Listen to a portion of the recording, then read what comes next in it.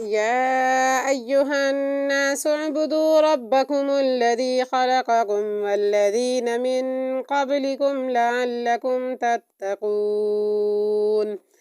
الذي جعل لكم الأرض فراشا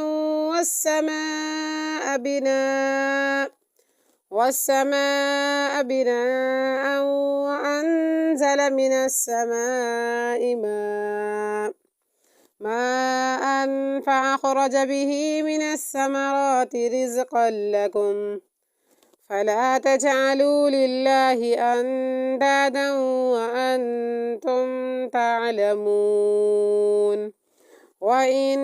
كنتم في ريب مما نزلنا على عبدنا فأتوا بسورة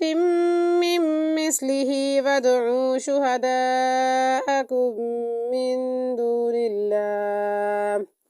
من دون الله إن